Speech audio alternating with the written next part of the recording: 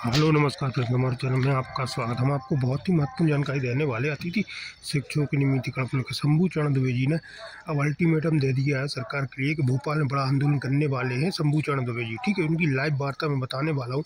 और मीडिया के सामने बोले हैं कि शंभू चरण जी अतिथि शिक्षकों की नियमितीकरण की लड़ाई लड़ने वाले हैं। लाखों की संख्या में अतिथि शिक्षक, संविदा कर्मचारी और बहुत से वर्ग के कर्मचारी पहुँचेंगे। ठीक है, पूरा वीडियो सुनिए क्या बोल रहे शंभू चरण दुबे जी। ठीक है, वीडियो बने रहे। वीडियो अच्छा लगे तो लाइक और चैनल को सब्सक्राइब जरूर कर लें अपनी अपडेट पाने के लिए। कि अभी देखिए, मैं अतिथि शिक्षक संघ का प्रदेश अध्यक्ष बना पहले, और मैंने किसी पार्टी के किसी बैनर के नीचे इस लड़ाई को नहीं लड़ा। तो विद इन 5 मंथ्स मैंने 3 चीजें अतिथि शिक्षक संघ को मध्य प्रदेश को मुझसे छीन ली।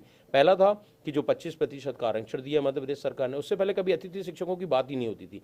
दूसरा, उम्र में 9 साल की छूट दे दी। और तीसरा कि उनकी तनख्वाह डबल कर दी गई। ये मुद्दे लेके जब मैंने इंडिविजुअल लड़ाई लड़ी तो मेरे ऊपर कोई बाउंडेशंस नहीं होते, और मैं फ्री हैंड होकर अपने स्टाइल में काम करना चाहता हूं और कर रहा हूं। मुझे ऐसा लगता है कि मैं जितना ज़्यादा सतना का विकास कर सकूं, लोगों को सुख समृद्धि तक पहुंचा सकूं, वो मेरा नित्य प्रयास है। उसी के लिए मैं प्रयत्न कर रहा हूं। एक मुद्दा फिर से लेकर पूरे प्रदेश भर में आप शिवराज सरकार के खिलाफ हमले बोल रहे हैं। देखा जाए तो अतिथि शिक्षक का मामला ऐसा है कि गांव-गांव तक अतिथि शिक्षक हैं, पूरे प्रदेश का मामला। क्या लगता है कि आप शिवराज सरकार से लड़ रहे हो, इसके गंभीर परिणाम भी आपको भुगतने पड़ सकते हैं? देखिए, निश्चित तौर से मैं अतिथि शिक्षक संघ की लड़ाई लड़ रहा हूँ, मैं आंगनवाड़ी कार्य कर रहा हूँ, मैं आशा कार्यकर्ता एवं सहयोगिनियों की लड़ाई लड़ रहा हूँ।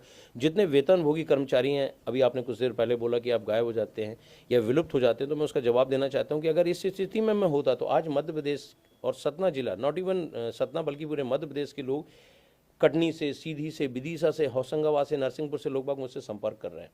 और पूरे जिले की आंगनवाड़ी कार्यकर्ताएं मुझसे जुड़ गई। अभी कल आप परसों आपने एक रैली देखी होगी मेरी कि 10,000 की तादाद में महिलाएं इकट्ठी हुई, और ये हम लोग बड़ी तादाद में भोपाल में इकट्ठे हो रहे हैं। मैं लगातार संघर्ष कर रहा हूँ, शासन से लड़ रहा हूँ, मध्य प्रदेश शासन से लड़ रहा हूँ। हमारे यशस्वी मुख्यमंत्री से हमारी लड़ाई हो रही है न्याय के प्रति, हमारी किसी जाति के प्रति या किसी सत्ता के वोटों के प्रति राजनीति नहीं हो रही। मेरी एक किसी विसंगतियों को लेकर मैं नहीं लड़ रहा हूँ। मैं बात कर रहा हूँ जो ज़रूरतमंद हैं उनको उनकी पूरी करो, क्योंकि आप मामा हो, आप उन बहनों के मामा बने हो। अतिथि शिक्षक, आज आप एक सोचिए कि समाज का निर्माता होता है, शिक्षक समाज का निर्माता होता है, और आज समाज के निर्माता की ये स्थिति है कि उसके घर में खाने के लिए नहीं है, वो अपने बच्चों को शिक्षा नहीं दे पा रहा है। आप 2 प्रकार के प्लेटफॉर्म तैयार कर रहे हो।